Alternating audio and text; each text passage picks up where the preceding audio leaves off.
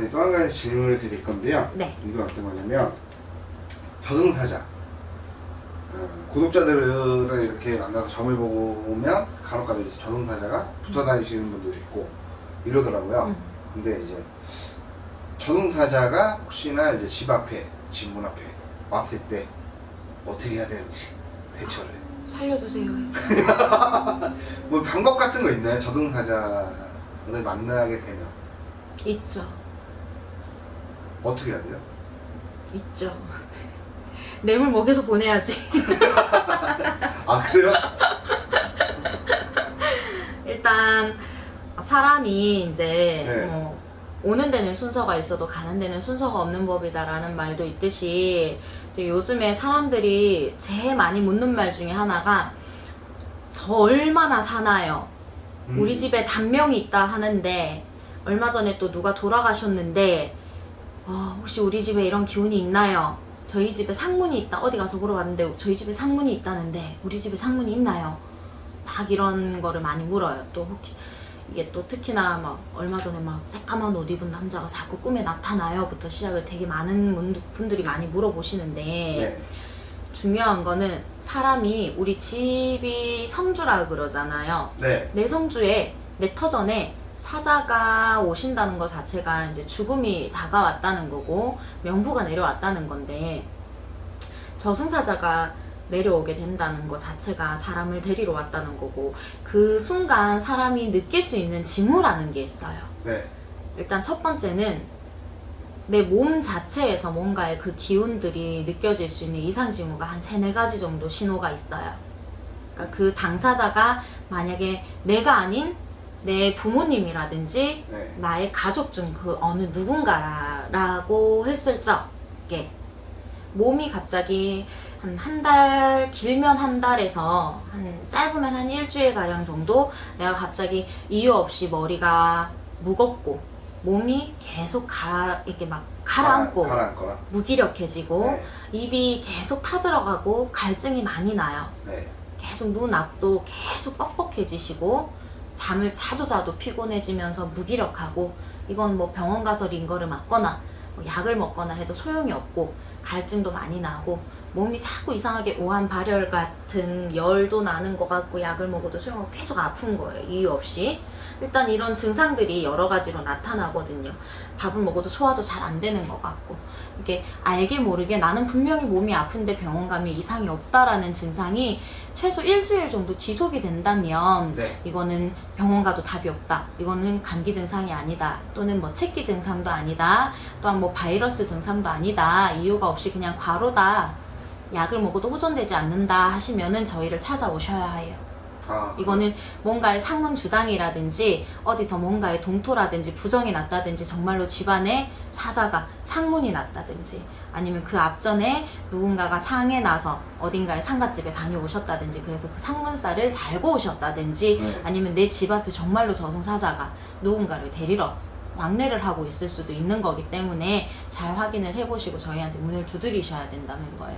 그리고 또 두 번째, 요거는 이제 꿈자리예요. 네. 내 몸에 사자가 집 앞으로 왕래를 하거나 내 조상자리에서 우리가 쉽게 말해서 이게 저승사자를 표현을 하자면 아무나 사자라고 하지를 않아요. 나와 인연이 있는 사람을 사자라 그러거든요. 네. 지금 내 조상자리에서 어느 누군가가 나는 알지 못하는 분이지만 나와 인연이 있는 분이 나를 데리러 온단 말이에요. 그걸 우리는 사자라고 해요. 네. 근데 그 인연이 있는 분께서 이제 내가 갈 때가 되어서 나를 데리러 왔다든지 혹은 내 할머니, 할아버지, 내 부모님, 나의 형제가 이제는 명이 다해서 갈 순간이 되어서 데리러 왔다든지 하는 그 순간이 되었을 적에 우리 같은 신줄이 있다든지 신기가 있다든지 뭔가 강한 그런 기운을 좀 느낄 수 있는 몸주가 좀 틀리다든지 혹은 귀문간살이 있다든지 사주상에 이런 것들을 받을 수 있는 몸주라는 게 있단 말이에요. 네. 그런 분들이 받는 현상 중에 하나예요. 그거는 꿈으로 받은 경우인데 대부분이 이제 뭐 이런 경우들이 있어요. 뭐 우리 할아버지가 배를 타고 강을 건너셨어요 라든지 아니면 마루에 앉아 있는데 자꾸만 밖에서 검은 옷을 입은 사람이 자꾸 손짓을 해요 라든지 우리 할머니가 삼배 옷을 이렇게 곱게 있는 삼배 옷을 이렇게 펼치고 계시더라고요. 이제 가신다고 라든지 자꾸 그런 관련된 꿈을 꾸신다 그래요. 근데 그런 것들도 다 꿈으로 받으시는 경우도 있으시지만 그것 중에 저는 제일 무서운 게 자기 스스로 모습을 보는 경우, 제가 겪었던 거거든요. 네. 나의 스스로의 내 모습으로 인해서 내가 내 모습을 보는 경우와 그리고 나의 돌아가실 이제 내 조상님, 아직은 살아 계시지만 돌아가실 내 조상님의 내 모습을 빠져나온 내 영혼이 그분을 미리 찾아가 인사를 하는 경우가 있어요. 저는 그거를 꾸고 나서 저희 할아버지가 정말로 얼마 안 가 돌아가셨거든요. 근데 그런 경험들이 있는데 이게 어찌 보면 유체 이탈이라고 할 수도 있고 어찌 보면은 정말로 저승사자가 내려와서 이게 나를 데려가려고 했는 건지 아니면 다른 누군가를 이렇게 데려가려고 했는 그 순간에 뭔가의 그 알 수 없는 현상에 의해서 내가 그걸 경험을 한 건지는 알 수 없지만 꿈이 아닌 꿈 같은 그런 현실 같은 것도 이상한 징후들을 느낄 수가 있단 말이에요. 그 상황에 나는 나를 안내하는 사자의 모습도 봤었고 또 들리는 목소리도 들었었고 어떠한 현실 속에서 이자는 아직은 아니다 라든지 이자는 지금 때가 되었다 라든지 서로가 웅성웅성하는 소리도 들린단 말이에요. 그때 내가 처음 알았어요. 사자가 하나가 아니라는 거를. 되게 어렵단 말이에요. 그러면 뭐 쫓는 방법 있어요? 혹시 저승사자 왔다! 너 가, 저를 가. 이러지 쫓는 방법 없어요? 일단 집안의 성주가 탄탄하면 우리 성주신 가택신이라 그러잖아요. 터신이라 그러죠. 네. 조항할머니라고 들어보셨죠? 네, 저는 들어봤죠. 일단은 조항할머니, 집안에 사자가 침범을 하려 그러면 사람을 데려가려면 사람의 이름을 부른다 하잖아요. 망자가 될 사람의 이름을. 네. 예를 들어 내 이름이 이지혜인데 이지의 이름을 부른다 하잖아요. 그 이름을 내가 못 듣게 지켜주신단 말이에요. 성주에 우리가 잘 빌면 그 신께서 지켜주신단 말이에요. 이터를 관장하는 신께서. 근데 이 신이 뒤돌아 계시거나 이제 제대로 안 잡혀 계시거나 네. 또 안 모셔 계시거나 탈이 나 계시면은 침범하기가 쉽죠. 위험하단 말이에요. 그런 경우에는 우리가 쉽게 말해 여러 비방법들이 있는데 저희 같은 경우에는 붉은 팥을 많이 써요. 네. 붉은 팥물을 쓰기도 하고요. 붉은 팥을 또 쓰기도 하는데 볏짚하고 붉은 팥 그리고 또 고춧가루 이런 것들을 이게 사자꿈을 많이 꿨다 하시는 분들한테는 저는 그거를 이제 주택이다 하시면은 대문 있잖아요. 대문 그 바닥에 그 노쇠 그릇 아니면 이제 사기 그릇 노쇠 그릇이라든지 사기 그릇 있으시면 그 사기 그릇에다가 붉은 팥하고요 고춧가루하고 이제 그런 것들을 섞어가지고 그 땅에 흙이 있으면 대문에 주택이면 거기다가 파서 묻으라고 해요. 사람이 보이지 않게. 그런 방법은 일반인들이 해도 상관없나요? 혹시? 그거는 그냥 비방법이에요. 비방법? 그렇죠. 이제 사람이 아닌 것이 내 집 대문간을 넘지 못하게 하는 비방법이에요. 사람이 아닌 것이 노쇠 그릇 다 나가는 거 아니야? 그러니까 노쇠 그릇이라든지 아니면 네. 사기 그릇도 그러니까. 상관없어요. 그 동그란 왜 국그릇 같은 거 있잖아요. 네. 사발 네. 사발 그릇 같은 거. 뭐 중국산, 국내산 상관없는 거죠? 그런 거 상관없죠. 플라스틱만 아닌데 밟았다 깨지면 어떡해. 밟았다 깨지면 안 되잖아. 밟았다 깨지면 안 되잖아. 그러니까.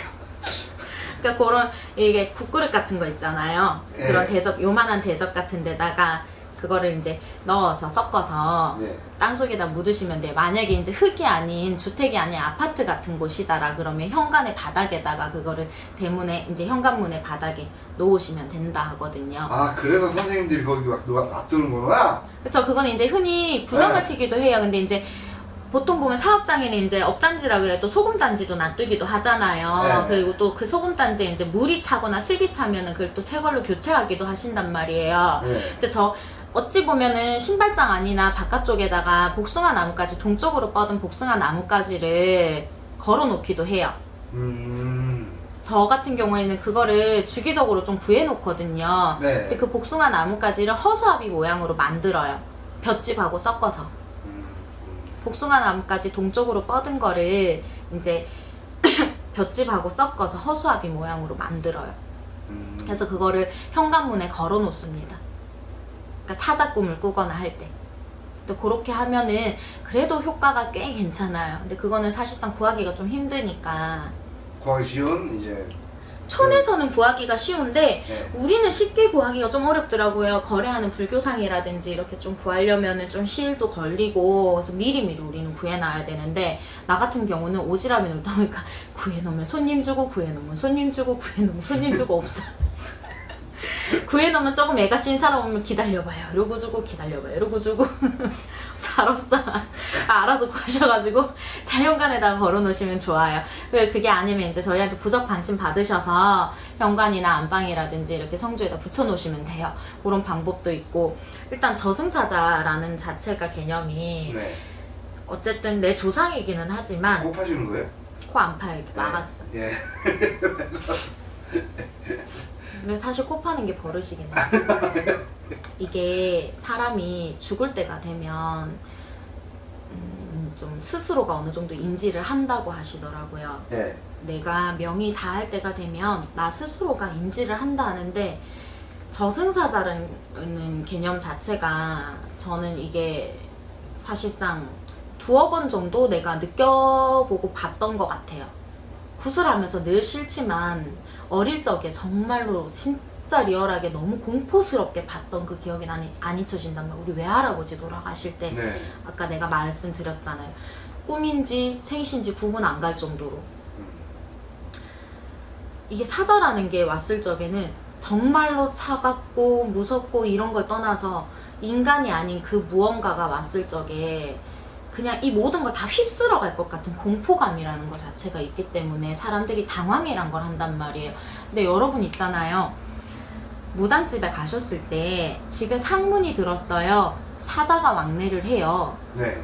라든지 또는 집안에 돌아가신 분이 계신다 해요. 아니면 이제 돌아가실 분이 계신 것 같으니 계시다 하니 사자가 왕래를 하고 있다 하니 몸에 부정이 들지 않게 어디에 부정난 곳에 위험한 곳에는 출입을 자제하시고 조금은 조심해 주세요 라고 하시면 그런 말을 들으시면 최대한 정말로 조심하셨으면 좋겠어요. 정말 정말 그 말들을 진짜 대부분의 사람들이 무당 18번이라 생각하고 안일하게 생각하시거든요. 네. 그렇게 하시면 안 돼요.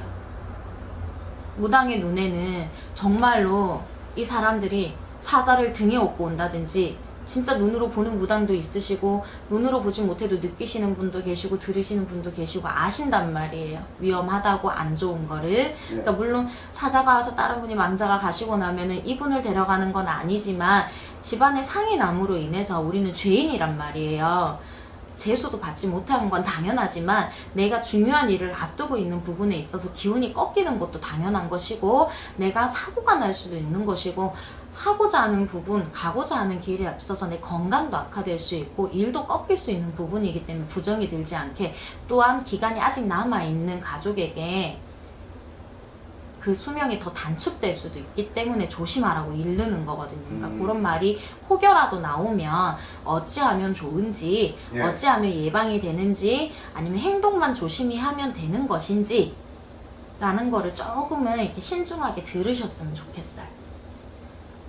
참고들 좀 많이 했으면 좋겠네요. 안 좋은 거니까요. 그러니까. 창이 난다 하면 정말 나거든요. 무당말은 안 좋은 거는 꼭 들어라. 조심하셨으면 좋겠어요. 알겠습니다.